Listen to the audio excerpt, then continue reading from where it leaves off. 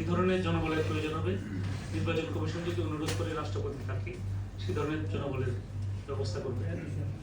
আর আরো একটি অনুচ্ছেদ আছে যে এটা হলো যে প্রত্যেক প্রশাসনিক কর্তৃপক্ষের কর্তব্য হবে নির্বাচন কমিশনকে সহায়তা করা।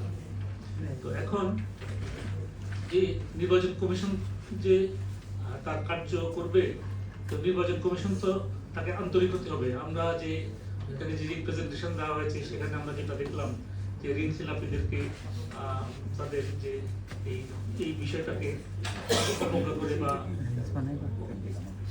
তাদেরকে নির্বাচনে অংশগ্রহণ করার অনুমতি দেওয়া হয়েছে। তারপরে যেভাবে দেখলাম যে ভয়ভীতি প্রদর্শন করা হয়েছে, এটা অত্যন্ত হতাশাজনক। এগুলো যদি চলতে থাকে তাহলে তো এগুলো সুষ্ঠু নির্বাচনের ক্ষেত্রে প্রতিবন্ধকতা সৃষ্টি করবে। তো নির্বাচন কমিশন এবং সরকার উভয়েরই দায়িত্ব হলো যে অবাধ, সুষ্ঠু এবং নিরপেক্ষ নির্বাচনের আয়োজন। আর এখানে যেহেতু বাংলাদেশে যদি আমরা নির্বাচনের ইতিহাস পর্যালোচনা করি তাহলে দেখা যাচ্ছে যে দলীয় সরকারের অধীন যতগুলো নির্বাচন অনুষ্ঠিত হয়েছে সেখানে ক্ষমতাসীনরা বিজয়ী হয়েছে। এখন তো আর তো দলীয় সরকার না, এখন তো হলো যে অন্তর্বর্তী সরকার। তাহলে অন্তর্বর্তী সরকার যদি নির্বাচন পরিচালনা করে বা অন্তর্বর্তী সরকারের অধীন যদি নির্বাচন অনুষ্ঠিত হয়, সেখানে তো অন্তর্বর্তী সরকারের নিরপেক্ষ থাকার কথা। কিন্তু অতীতে আমরা দেখেছি যে অন্তর্বর্তী সরকারের অধীনে যে সকল নির্বাচন অনুষ্ঠিত হয়েছে, নির্বাচনের অব্যবহিত পূর্বে যারা ক্ষমতাসীন ছিল তারা নির্বাচনে পরাভূত হয়েছে। তো এখানে তো ধরুন নির্বাচনের অব্যবহিত পূর্বে যারা ক্ষমতাসীন ছিল আওয়ামী লীগ, তারা তো নির্বাচনে প্রতিদ্বন্দ্বিতা করছে না।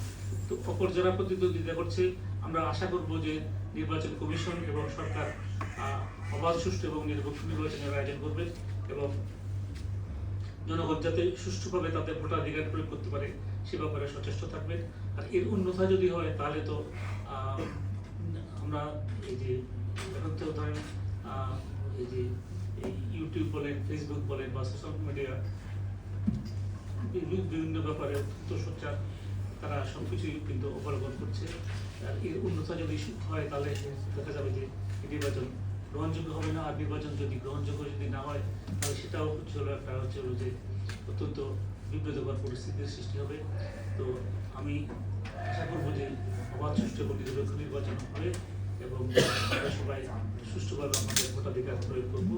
আর এর অন্যথা যদি কোনো কিছু হয় সেটা আমাদের যে ইলেকশন ওয়ার্কিং এলায়েন্স আছে তারা তো মনিটর করছে বা অন্যান্য যে যারা মনিটর করছে তারা